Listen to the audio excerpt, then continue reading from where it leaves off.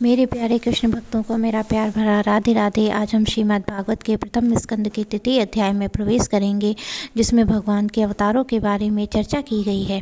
श्री सूत जी कहते हैं, सृष्टि के आदि में भगवान ने लोकों के निर्माण की इच्छा से उन्होंने महतत्व आदि निष्पन्न पुरुष रूप ग्रहण किया। उसमें 10 इंद्रियां, 1 मन और 5 भूत, ये 16 कलाएं थीं। उन्होंने जल में शयन करते हुए जब योग निद्रा का विस्तार किया, तब उनकी नाभि से सरोवर में एक कमल प्रकट हुआ और उस कमल से प्रजापतियों के अधिपति ब्रह्मा जी उत्पन्न हुए। भगवान के उस विराट रूप से के अंग प्रत्यंग से ही समस्त लोकों की कल्पना की गई। वह भगवान का विशुद्ध सत्व में श्रेष्ठ रूप है। भगवान का वह रूप हजारों पैर, भुजाएं, मुखों के कारण अत्यंत विलक्षण है। उनमें सहस्त्र, हजारों कान, हजारों आँखें, हजारों नासिकाएं हैं। भगवान का यही पुरुष रूप, जिसे नारायण कहते हैं, इसी से सारे अवतार प्रकट होते हैं। उन्हीं प्रभु ने पहले कौमार सर्ग में सनक, सनंदन, सनातन और सनत कुमार, इन 4 ब्राह्मणों के रूप में अवतार ग्रहण किया है। अत्यंत कठिन ब्रह्मचर्य का पालन किया है। दूसरी बार इस संसार के कल्याण के लिए उन भगवान ने ही रसातल में गई हुई पृथ्वी को निकाल लाने के विचार से सुकर रूप ग्रहण किया। ऋषियों की सृष्टि से उन्होंने नारद जी के रूप में तीसरा अवतार ग्रहण किया है। धर्मपत्नी मूर्ति के गर्भ से उन्होंने चौथा अवतार ग्रहण किया है। 5वें अवतार में वे सिद्धों के स्वामी कपिल के रूप में प्रकट हुए हैं। अनसुईया के वर मांगने पर वे 6ठे अवतार में अत्रि की संतान दात्री हुए।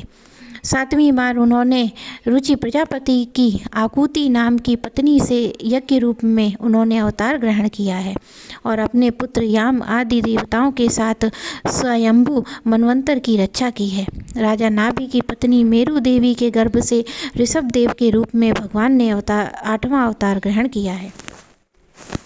ऋषियों की प्रार्थना से 9वीं बार वह राजा पृथु के रूप में अवतीर्ण हुए। सौनकादिक ऋषियों ने इस अवतार से उन्होंने संसार की समस्त औषधियों का दोहन किया है। चाक्षुष मनवंतर के रूप में जब सारी पृथ्वी त्रिलोकी समुद्र में डूब रही थी, तब उन्होंने मृत्युस्य के रूप में 10वां अवतार ग्रहण किया। जिस समय दैत्य देवता समुद्र मंथन कर रहे थे, उस समय 11वां अवतार धारण करके कच्छप के रूप में उन्होंने मंदरांचल को अपनी पीठ पर धारण कर लिया। 12वीं बार धन्वंतरी के रूप में वे अमृत लेकर समुद्र से प्रकट हुए। 13वीं बार मोहिनी रूप धारण करके दैत्यों को मोहित करके देवताओं को अमृत पिलाया और 14वीं बार उन्होंने नरसिंह रूप धारण करके उन्होंने हिरण्याकशिपु को अपने नखों से अनायास फाड़ डाला। 15वीं बार वामन रूप धारण करके दैत्यराज बलि के यज्ञ में गए और 16वीं बार परशुराम अवतार में उन्होंने पृथ्वी को 21 बार क्षत्रियों से शून्य कर दिया। इससे 17वें अवतार में सत्यवती के गर्भ से पार्शर जी के द्वारा व्यास जी के रूप में अवतीर्ण हुए और 18वीं बार देवताओं का कार्य संपन्न करने की इच्छा से उन्होंने राजा के रूप में राम अवतार ग्रहण किया। सेतु बंधु, रावण वध आदि लीलाएं की। 19वीं बार और 20वें अवतार में उन्होंने यदुवंश, बलराम और श्री कृष्ण के नाम से प्रकट होकर पृथ्वी का भार उतारा। उसके बाद कलयुग आ जाने पर मगध देश में देवताओं के द्वेषी दैत्यों को मोहित करने के लिए अंजन के पुत्र के रूप में आपका बुद्धा अवतार होगा।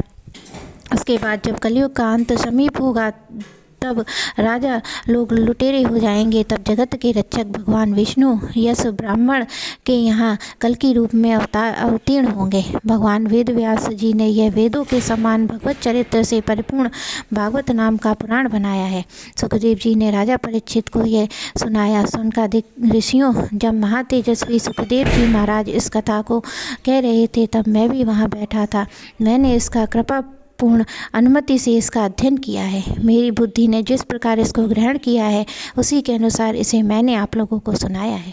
मेरे प्यारे कृष्ण भक्तों को मेरा प्यार भरा राधे राधे।